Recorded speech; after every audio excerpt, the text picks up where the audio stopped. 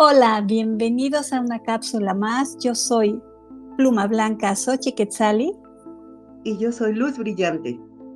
y hoy queremos compartir con ustedes un gran tema. ¿Y cuál es, mi querida Luz Brillante? Con mucho gusto es revelando el comportamiento de las emociones.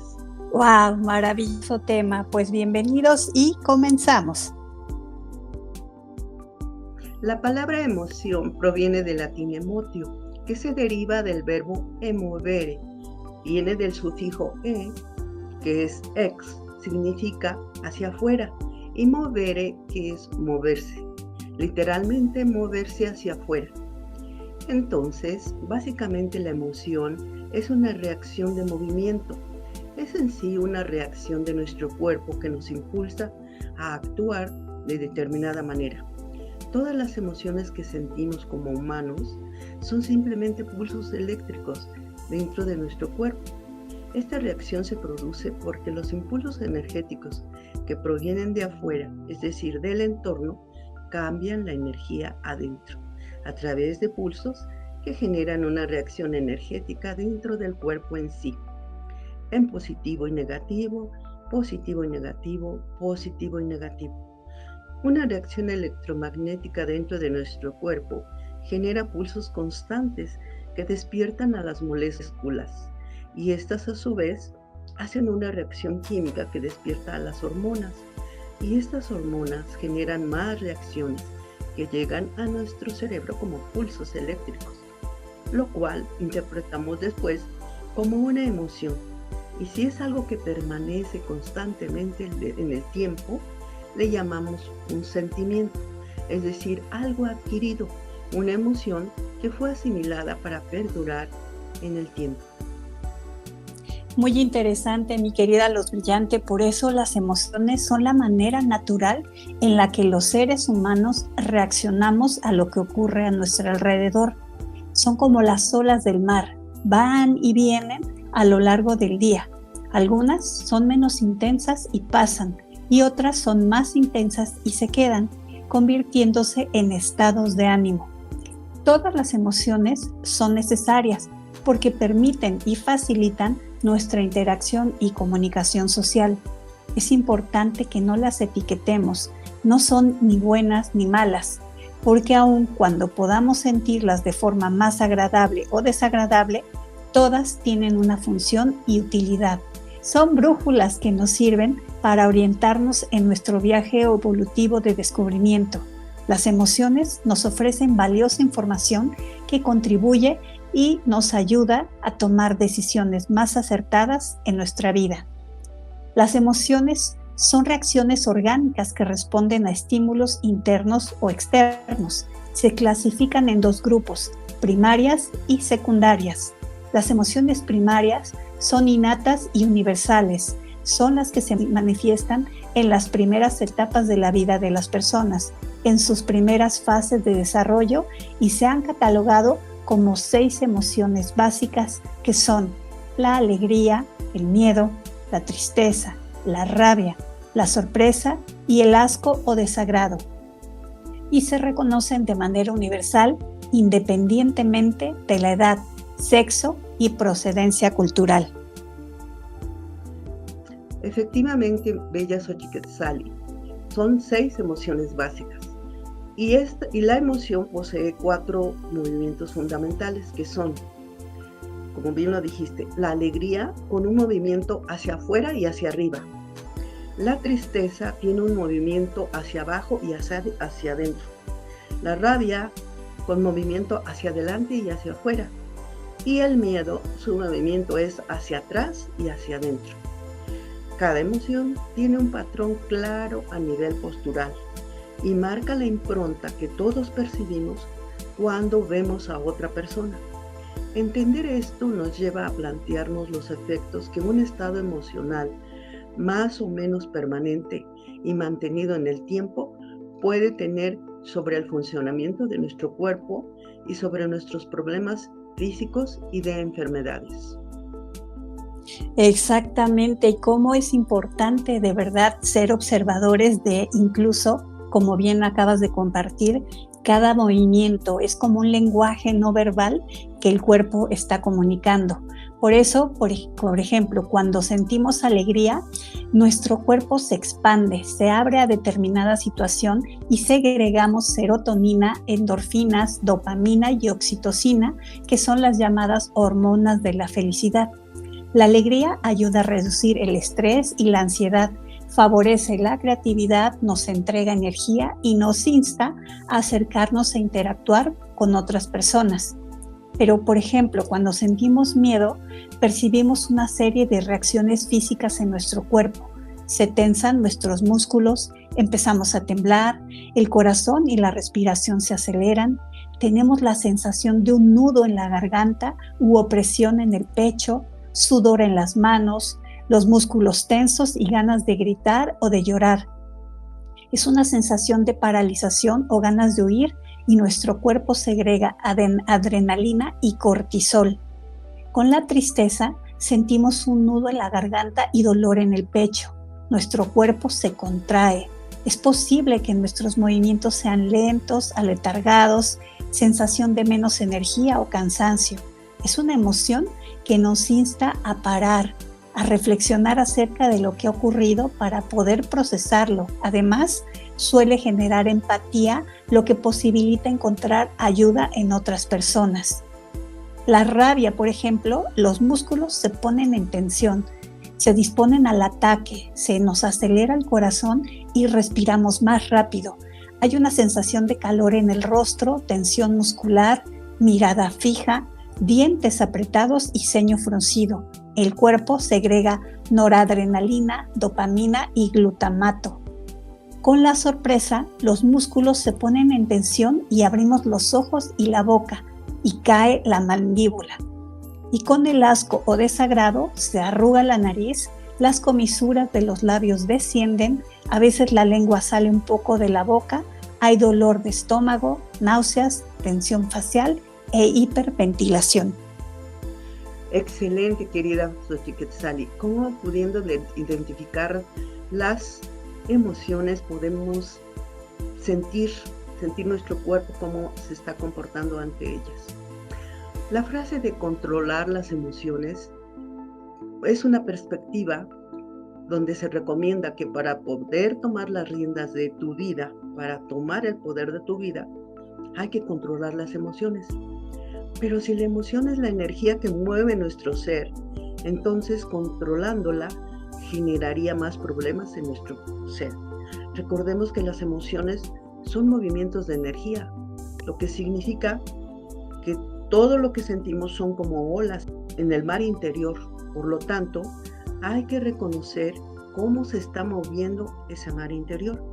Y es por esto, básicamente, que tenemos que entender cuál es nuestra relación con la emoción.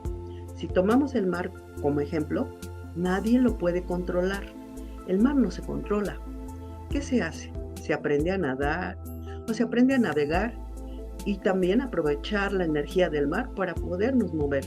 Es decir, aprendiendo a nadar o a navegar en esa onda de energía, que es movimiento energético, podemos navegar ahí.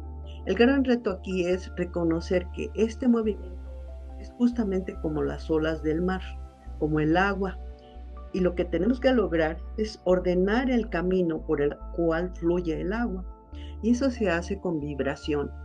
Luego entonces, el plano emocional solo lo podemos equilibrar a partir de la intención de la mente, porque la mente es la que pone la intención que da la vibración correcta para ordenar a la emoción el movimiento.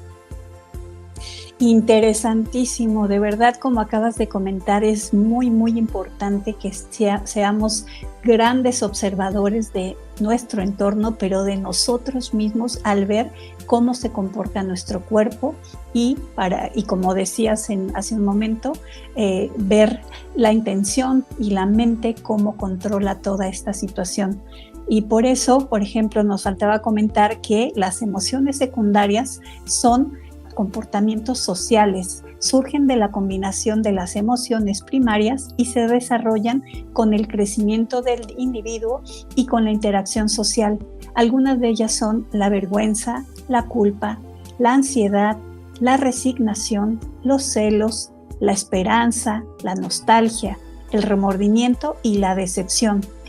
Cada emoción va asociado a estímulos que envían órdenes específicas al sistema endocrino, el responsable de la liberación y de la regulación de las hormonas en el flujo sanguíneo, al sistema nervioso autónomo, que es el que actúa sobre los sistemas fisiológicos del control del cuerpo, la homeostasis en general, pero también en el sistema cardiovascular y en los órganos viscerales, y al sistema musculoesquelético, que es el responsable de algunas respuestas típicamente emocionales, como quedarse paralizado de miedo, huir, o como las expresiones faciales relacionadas con las emociones. La vergüenza, por ejemplo, aparece cuando nos sentimos vulnerables y con una sensación de malestar, al percibir que no somos aceptados por los demás o que hay una parte de nosotros que no queremos mostrar y que queda expuesta al juicio de los demás. También aparece cuando hacemos algo que va en contra de nuestras expectativas y nos juzgamos a nosotros mismos. En la culpa se relaciona con nuestro código ético o moral. Aparece cuando hemos hecho algo que va en contra de nuestros principios o anticipamos que hemos podido dañar o perjudicar a otra persona. Sentimos un gran malestar y creemos merecer algún tipo de castigo que repare lo que hemos hecho. El orgullo es cuando hemos hecho algo tan bien que supera nuestras expectativas o valoramos nuestra manera de comportarnos de forma muy satisfactoria. El orgullo, en su justa medida, es conveniente porque nos hace tener un buen nivel de autoestima, pero en exceso nos puede aislar y podemos recibir rechazo de los demás. En este caso, se relaciona más con el narcisismo o con la soberbia. El placer, en cambio, es una emoción muy intensa que se da cuando hemos satisfecho nuestras necesidades básicas: comer, beber, tener relaciones sexuales, pero también lo experimentamos cuando hacemos actividades que nos gustan. Tiene que ver con la satisfacción vital. La principal emoción básica es la alegría, que nos informa de qué cosas o aspectos tenemos que repetir y son buenos para nuestra vida. Como todas las emociones, el placer podría ser una emoción desfavorable según cómo la gestionemos. Por ejemplo, la búsqueda obsesiva de un placer difícilmente alcanzable puede llevarnos a un estado de insatisfacción permanente que nos acerque a hábitos nada saludables como sustancias adictivas, sexualidad compulsiva.